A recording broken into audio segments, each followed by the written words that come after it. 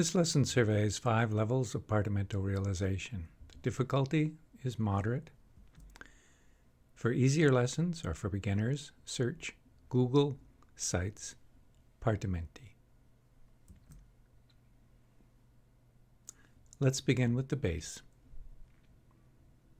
This bass is in F minor, even though the key signature shows C minor, but that's common in the 18th century. This is a so-called Dorian key signature, Dorian mode. The F is the tonic, or the first scale degree. It continues for 3/8 notes, has a neighboring leading tone, then returns. Then the bass moves down the melodic minor scale to the dominant and returns to the tonic. That's the first big pattern. In the second half, we could begin with a C major chord on the 5th scale degree, or we could think of it as something else. For variety, we could look toward B minor. The C is the 2nd scale degree, B flat is the tonic. The leading tone is A natural. It returns to B flat and then moves down a scale, but the G natural here is not in the B flat minor scale. It's in the F minor scale, and the E natural confirms that. So we begin and end in F minor. The leading tone, when this phrase is repeated, will lead to the F and return to the tonic. So let's listen to the bass and think about how we might make a first realization.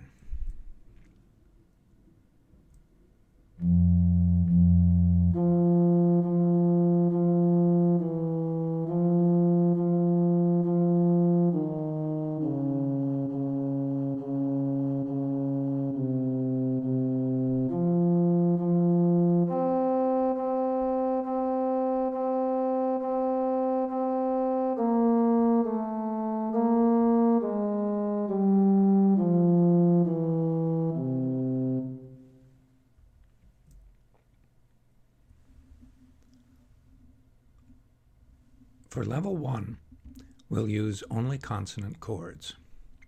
Consonant in partimento practice means chords that would be part of the rule of the octave, which is to say 1-3-5 chords, simple triads, 1-3-6 chords with a 6th instead of a 5th, and chords related to the dominant 7th.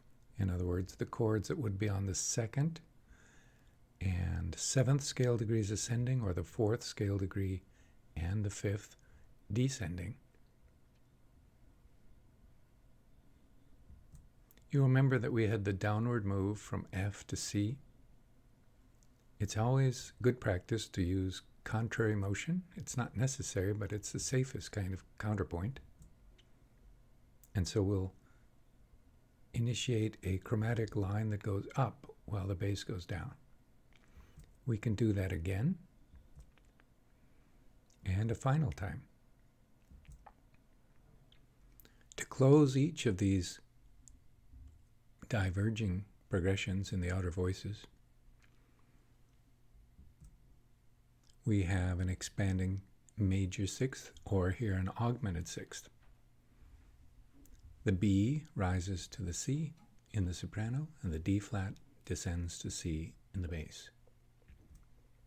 Here we have a major 6th expanding to B flat. A natural rises to B flat. C descends to B flat.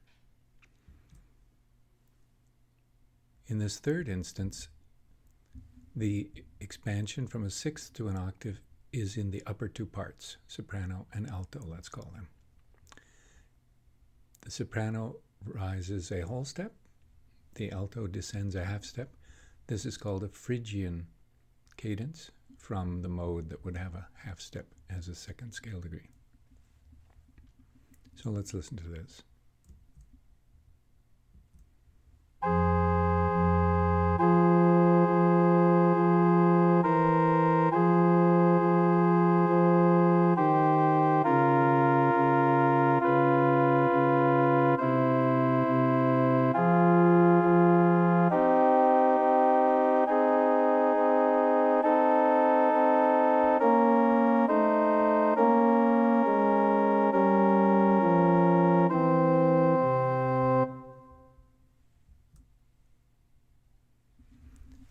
At the second level, we'll add suspensions.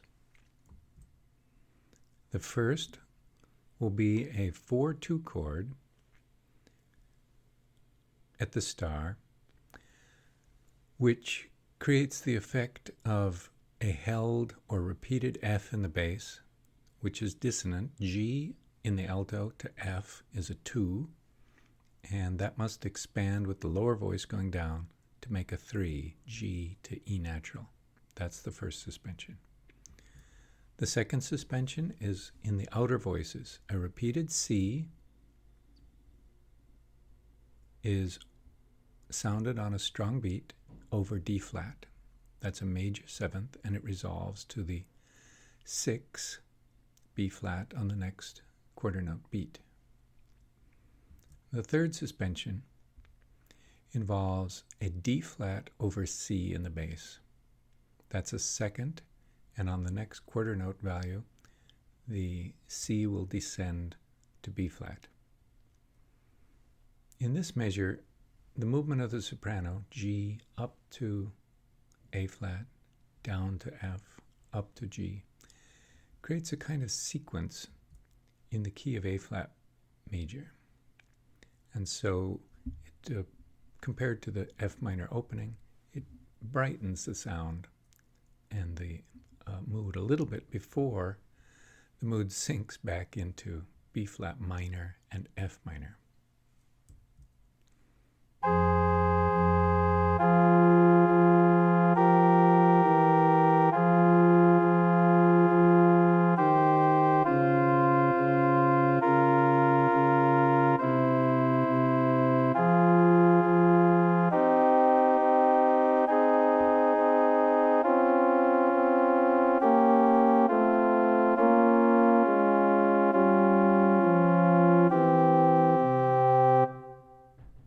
Try and hear all the voices separately, focusing on one at a time. Remember, counterpoint happens in the mind.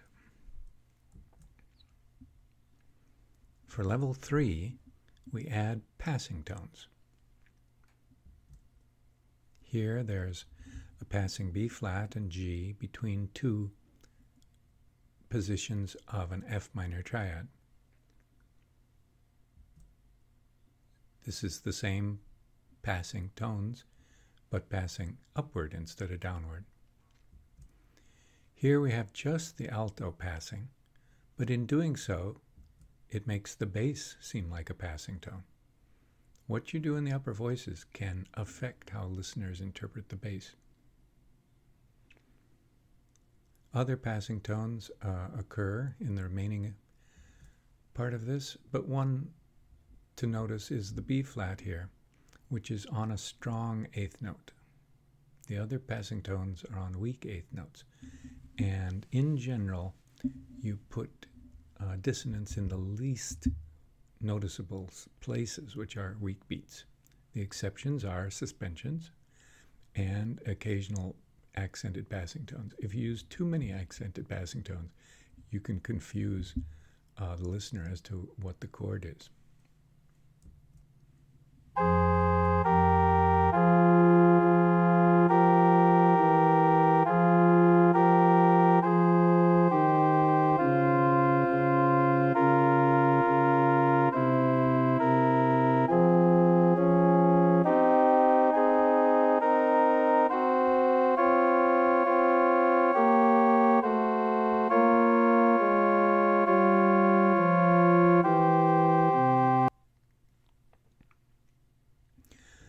At a fourth level, we began to add imitation.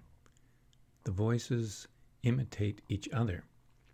Here, a motive in 16th notes in the soprano is answered in the alto, and they go back and forth. Generally, each of these motives descends. When we get to the halfway point and begin to switch toward A flat major in a more cheerful section, we invert the motive so that it goes up. But toward the end, when the minor returns, the motives again turn downward.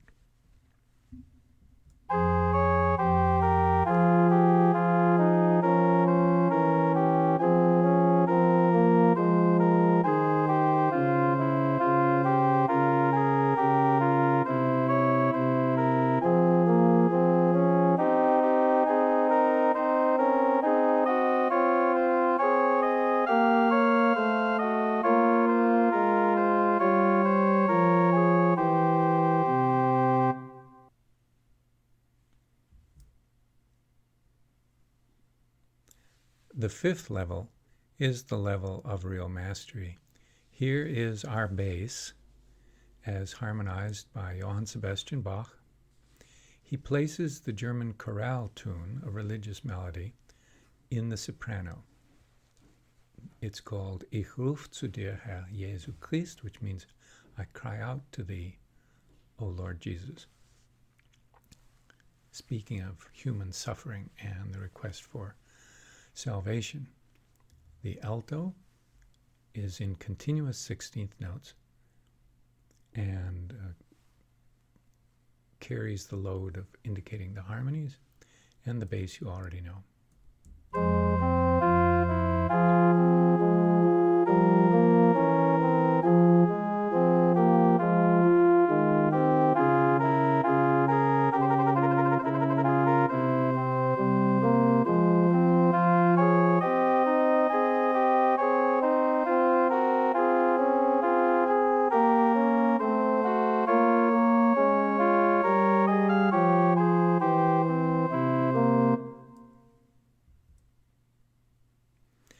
What you've seen is a process of successive refinement. This is how apprentices learned in the past. They followed a simple pattern or schema given by a master and then practiced successive levels of refinement and decoration. The illustration to the right is from an artist's pattern book from the middle of the 19th century in Paris. The schema is at the top, and each stage below is more detailed and refined. Partimento realization works the same way. Begin with a clear plan for every section. Try a simple realization first. Gradually add complexity. As you become skilled, you may skip some levels. Aim to give each imaginary voice some independence.